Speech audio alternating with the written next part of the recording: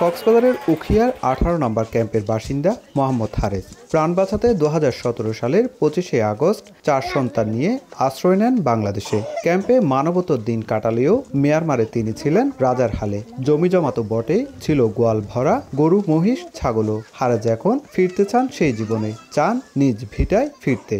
তার এখন আর অন্যমিকে যাই হনো হাম খরচ করি হনো আর এটা হনো হাইন্য পারি তাহলে আর জিন সরকার তোর রাইসেন্দের হেগিন হাই এর রিফিউজি জীবন যাপন করি আর রিফিউজি জীবন যাপন করি পেলাম না চাই আর দেশের মধ্যে আর ওয়াফেস যাই পেলা চাই।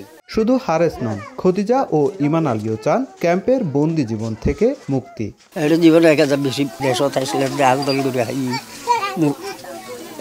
গুণা নাকি গুণা আসছিল দিলে এটা আর বেশি দুঃখ রোদে ফুরির জ্বরে বিজির হনবতে দিন হাড়ি দিয়ে হনবতে জম।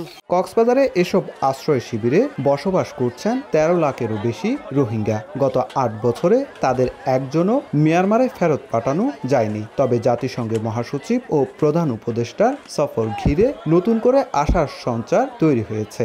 হজ করেছি, ব্যাংকে কি করে টাকা জমাই বলেন? ইউসিবি তাকওয়া পরিপূর্ণ ইসলামিক পন্থায় পরিচালিত ব্যাংকিং। জিন্দেগি গুজারিদার গই আর তুমি বালানো লাগে খেয়ে আর দেশের মানে আর ওয়াপেস যাই ফারে দিলে সুবিধা সবাই গরি তারা সুবিধা করে দেয় সুন্দর আর কান আমি যাই বাদে আর সুন্দর দেবেল হলে আর কান মাঝে আর যাই পারলা সুন্দর চাই মানে জাতিসংঘর মানুষের বাংলাদেশের প্রথম মন্ত্রী এর ডক্টর ইউনুসকো দিবা মানি আর চাই দিয়ে আর বাংলাদেশের নথাইকুম সেফ সিকিউরিটি লেরে আর মানে বর্মা যাইতে চাই যে নাকি আর তো ইয়ার আগে বহুতবার এটা আজা হচ্ছে গেলে আনা পারবা।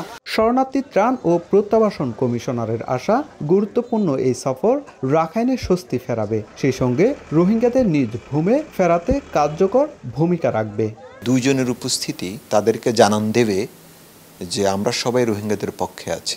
রোহিঙ্গাদের কনফিডেন্স বিল্ড আপ হবে এবং রোহিঙ্গারা তাদের দেশে ফেরত যাওয়ার জন্য উৎসাহিত হবে।